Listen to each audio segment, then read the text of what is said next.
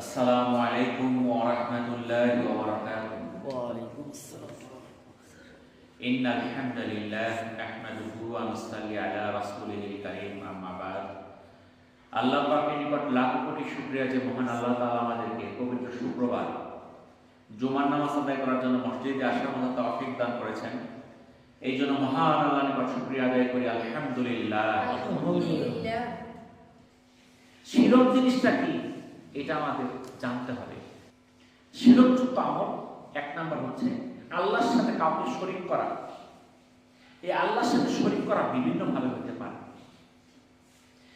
পবিত্র কোরআনে সূরা বানী ইসরাঈলের ৩৯ নম্বর আয়াতে আল্লাহ তাআলা বলেন, আল্লাহর সাথে অন্য কোনো উপাস্য স্থির করো না, তাহলে নিন্দিত ও বিতাড়িত অবস্থায় জাহান্নামে নিক্ষিপ্ত হবে।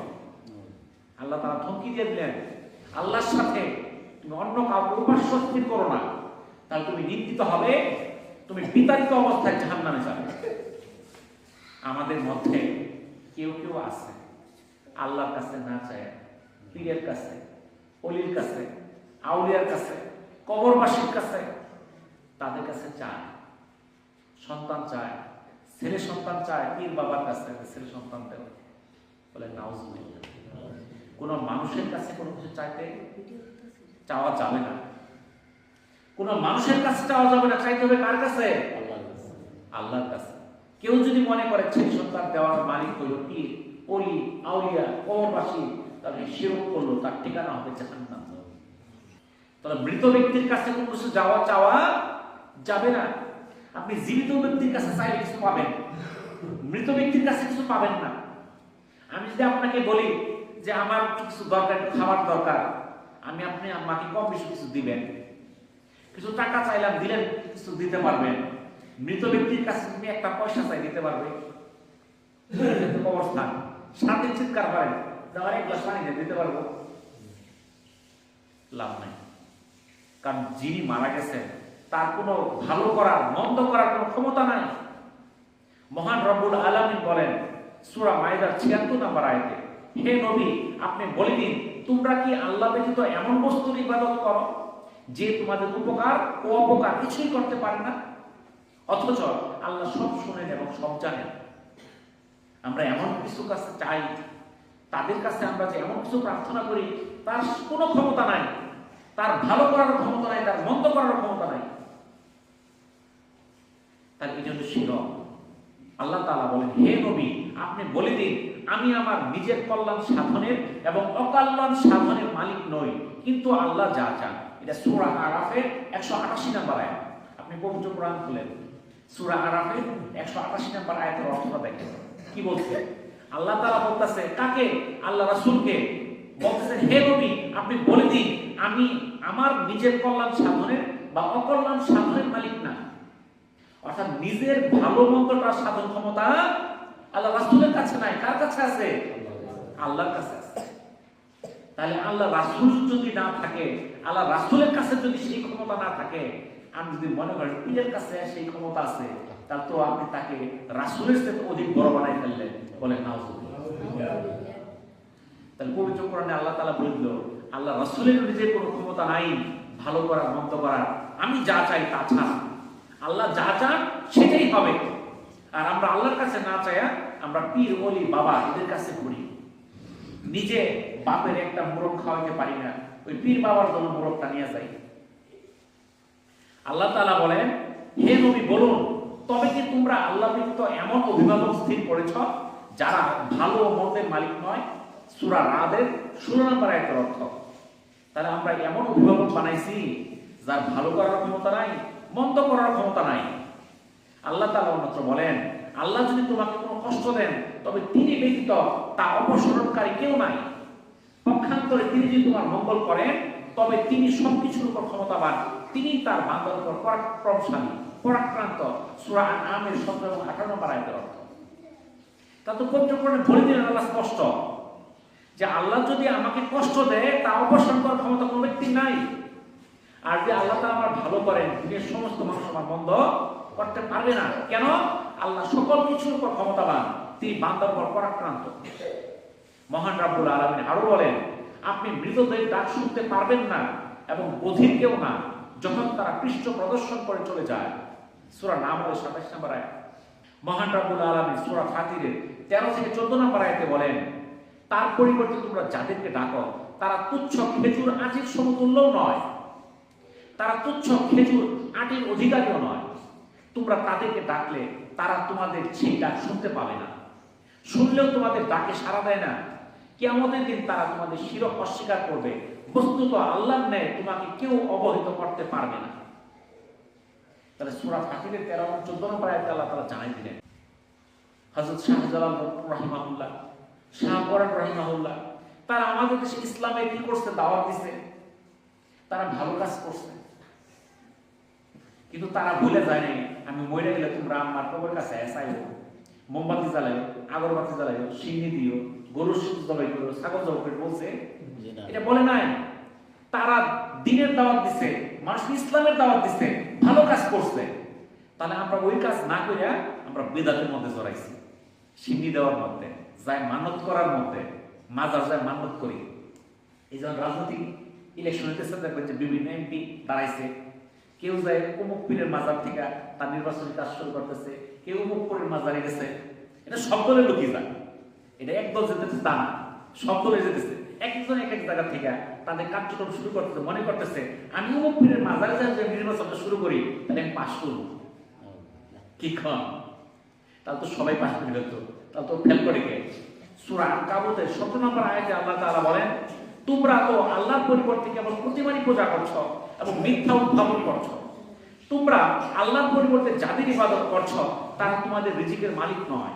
কাজে আল্লাহর কাছে রিজিক তালাশ করো, তার ইবাদত করো এবং তার কৃতজ্ঞতা প্রকাশ করো এবং তার কাছে তোমরা প্রত্যাবর্তিত হবে। তাহলে যার কাছে যাইতেছি সে কিন্তু ইবাদতের মালিক না, রিজিকের মালিক না। রিজিকের মালিক কে? আল্লাহ। তাহলে রিজিকের তালাশ করতে চাইলে কার কাছে চাইতে হবে? তাহলে আল্লাহর কাছে চাই, তাই তো আল্লাহ তাআলা আমার আশা পূরণ করে দেয়। আমার তো ওখানে যাওয়ার দরকার নাই, পীর বাবার কাছে যাওয়ার দরকার নাই। রাসূল সাল্লাল্লাহু আলাইহি সাল্লাম বলেন, যখন তুমি কোনো কিছু চাইবে তখন আল্লাহর কাছেই চাইবে, আর যখন সাহায্য প্রার্থনা করবে তখন আল্লাহর কাছে সাহায্য প্রার্থনা করবে। এর তিরমিজি 2516, সহিহুল জামি 7957 নম্বর হাদিস। তাহলে আল্লাহ ব্যতীত অন্য কারো কাছে চাওয়া এটা কি? শিরক, শিরক। আর যে শিরক গুনাহ করবে আল্লাহ তাআলা তাকে maaf করবে না। এই যে 14 শাবানের রাত্র 15 তারিখ, এই রাত্রিতে 2 শ্রেণীর মানুষকে ছাড়া সবাইকে maaf করে দিবে। সুবহানাল্লাহ। কাদেরকে maaf করবে না? যারা শিরক করে। 2 নাম্বার, যারা হিংসা করে। আম্মা জান আয়েশা রাদিয়াল্লাহু তাআলা আনহা থেকে বর্ণিত, রাসূল সাল্লাল্লাহু আলাইহি সাল্লাম বলেন, যে ব্যক্তি আল্লাহর আনুগত্যের কাজে মানত করে সে যেন তা পূরণ করার মাধ্যমে তার আনুগত্য করে, আর যে ব্যক্তি আল্লাহর নাফরমানিমূলক কাজে মানত করে সে যেন নাফরমানি না করে। রাসূল বুখারী 6696 নম্বর হাদিস। অনেকে মানে বিপদে পড়ে মানে, আমি মাজার একটা মোমবাতি দিব, একটা ছাগল কুরবানি দিব, এরকম বিভিন্ন কিছু মানত করে। আম্মা জান আয়েশা রাদিয়াল্লাহু তাআলা আনহা বলতেছেন, যদি ভালো কাজে সে মানত করে তাহলে সে যেন তা পূরণ করে, আর যদি নাফরমানিমূলক কাজে মানত করে সেটা পূরণ করা যাবে না। নজর এবং মান্যতের করা ইবাদতের অন্তর্ভুক্ত হবে যদি তা একমাত্র আল্লাহর উদ্দেশ্য হয়। এই যে মান্যত করলে এটা ইবাদত হবে, কি উদ্দেশ্যে? যদি শুধু আপনার আল্লাহর উদ্দেশ্যে সেই মান্যতটা হয়, কোনো ব্যক্তির উদ্দেশ্যে না, কোনো মাজারের উদ্দেশ্যে না, কোনো কবরের উদ্দেশ্যে না, শুধু আল্লাহর রাজি খুশির জন্য। আল্লাহর নামে মান্যত করলে তা পালন করা ওয়াজিব। আল্লাহ ছাড়া অন্য কারো নামে মান্যত করা সেটা শিরক, সেটা হারাম। এরূপ মান্যতে নিয়ত করে থাকলে তা পরিত্যাগ করতে হবে, সেটা আদায় করা যাবে না। তো এই যে কবরের মধ্যে মোমবাতি, আগরবাতি, টাকা পয়সা, গরু, খাসি, মুরগি, এটা দেখবেন যে শবে বরাতের রাত্রিতে যেখানে মাজার আছে মানুষ আসতেছে আর সেই কাজগুলো করতেছে, ঠিক আছে? তো এই কাজগুলো যে তারা করতেছে, তাদের যোগ্যতা, ক্ষমতা কত বেশি হয়েছে। মহান রব্বুল আলামিনের প্রিয় হাবিব হযরত মুহাম্মদ সাল্লাল্লাহু আলাইহি সাল্লাম, শ্রেষ্ঠ নবী, শ্রেষ্ঠ রাসূল, শ্রেষ্ঠ মানব, তার কবরে তো এগুলো হয় না। ওখানে তো কেউ খাসি গরু নিয়ে যায়, কেউ তো মোমবাতি আগরবাতি জ্বালায় না। তাহলে আমরা এখানে কেন এই কাজটা করি? ইবনে মাসউদ রাদিয়াল্লাহু তাআলা থেকে বর্ণিত, তিনি বলেন রাসূল সাল্লাল্লাহু আলাইহি সাল্লাম বলেছেন, যে ব্যক্তি আল্লাহর সাথে কাউকে শরীক করা অবস্থায় মৃত্যুবরণ করে সে জাহান্নামে যাবে। সহিহ বুখারী 4497 নম্বর হাদিস। আবু হুরায়রা রাদিয়াল্লাহু তাআলা থেকে বর্ণিত, তিনি বলেন রাসূল সাল্লাল্লাহু আলাইহি সাল্লাম বলেছেন, তোমরা 7টি ধ্বংসাত্মক জিনিস থেকে বেঁচে থাকো। সাহাবায়ে কেরাম রাদিয়াল্লাহু তাআলা আনহুম জিজ্ঞাসা করলেন, হে আল্লাহর রাসূল, ওই ধ্বংসাত্মক জিনিসগুলো কি? আল্লাহ রাসূল বললেন, 1 নাম্বার আল্লাহর সাথে শিরক করা, 2 নাম্বার জাদু করা, 3 নাম্বার অন্যায়ভাবে কোনো ব্যক্তিকে হত্যা করা, 4 নাম্বার সুদ খাওয়া, 5 নাম্বার ইয়াতীমের ধন সম্পদ ভক্ষণ করা, 6 নাম্বার ধর্ম যুদ্ধকালীন সময়ে পৃষ্ঠ প্রদর্শন করে পলায়ন করা, 7 নাম্বার সতী সাধ্বী মুমিন নারীদের প্রতি মিথ্যা অপবাদ দেওয়া। এটা সহিহ বুখারী 6857 নম্বর হাদিস এবং সহিহ মুসলিমের 79 নম্বর হাদিস। আল্লাহ তাআলা নবী করিম সাল্লাল্লাহু আলাইহি সাল্লামকে শিরক থেকে সতর্কতা অবলম্বন করতে এভাবে বলতেন, যদি তুমি শিরক করো তবে তোমার সমস্ত আমল বাতিল হয়ে যাবে এবং নিশ্চয়ই ক্ষতিগ্রস্তদের অন্তর্ভুক্ত হয়ে যাবে। সূরা জুমারের 65 নম্বর আয়াত। অর্থাৎ যদি আমরা শিরকের মধ্যে ঝুঁকা যাই, যত আমল আছে, নামাজ, রোজা, হজ, যাকাত, যাই কিছু বলেন না কেন, সব বরবাদ হয়ে যাবে, কোনো কিছু এর কাজে দিবে না। তাহলে শিরক এমন কঠিন একটা গুনার কাজ। তাহলে এই শিরক থেকে বাঁচতে চাইলে আমাদের 1 নাম্বার, আল্লাহ ব্যতীত কারো কাছে সিজদা করা যাবে না। আল্লাহ ব্যতীত পীর হোক, বাবা হোক, স্বামী হোক, স্ত্রী হোক, কারো কাছে যায় সিজদা করা যাবে না। গায়রুল্লাহর কাছে, আল্লাহ ব্যতীত অন্য কারো কাছে আশ্রয় চাওয়া যাবে না, তার কাছে কোনো সাহায্য চাওয়া যাবে না। গায়রুল্লাহ বা আল্লাহ ব্যতীত কারো নামে জিকির করা যাবে না। খাজা বাবা, ইয়া আলী, গাউসুল আজম এরকম বলে বিভিন্ন জিকির করা যাবে না। গায়রুল্লাহর নাম বুলন্দ করা, শপথ করা, আল্লাহ ব্যতীত কারো নামে শপথ করা যাবে না। শপথ করতে হবে কার নামে? আল্লাহর নামে। আপনি যদি সত্য বলতে চান, যদি সঠিক কথা হয়, আপনি আল্লাহর কসম কাটবেন, কোনো মানুষের না, সন্তানের নাম। আমরা কই ছেলে ভালো আমার পুরা মাথা ধরে শপথ করতেছি, কোরআন শরীফের শপথ করতেছি, এগুলো নিষিদ্ধ। শপথ করা যাবে একমাত্র আল্লাহর নামে, অন্য কারো নামে শপথ করা যাবে না। আল্লাহর নাম, আল্লাহর যে গুণাবলী আছে, এরকম কোন গুণাবলী মানুষের মধ্যে আছে এরকম মনে করা শিরক। যদি কেউ মনে করে মানুষ গায়েব জানে, এটা শিরক। মানুষ মানুষকে মুক্তি দিতে পারে, বাঁচাইতে পারে, সন্তান দিতে পারে, এরকম কিছু ধারণা করে, গণক, জ্যোতিষী এরকম যদি ধারণা করে, অগ্রিম বলে দিতে পারে, এটা শিরক। কাবা ঘর ব্যতীত পৃথিবীর কোনো ঘরকে তাওয়াফ করা যাবে না। আমাদের দেশে কোনো কোনো জায়গায় মাজারে তাওয়াফ করে, এগুলো শিরক। গায়রুল্লাহর সামনে, আল্লাহ ছাড়া কারোর সামনে মাথা নত করে দাঁড়ায় থাকা, এটাও শিরক। আল্লাহ ছাড়া, আল্লাহর হুকুম ব্যতীত কেউ আমাকে সুপারিশ করবে দুনিয়াতে কিংবা আখিরাতে, এরকম এরকম ধারণা করা কি শিরক। দেশে কিন্তু পীরের কাছে মানুষ যায় বেশি, কেন জানেন? তার একটা জিনিস, যে পীরের কাছে, পীরের মুরিদ হইলে ওদেরকে নিয়ে জান্নাতে নিয়ে যাবো।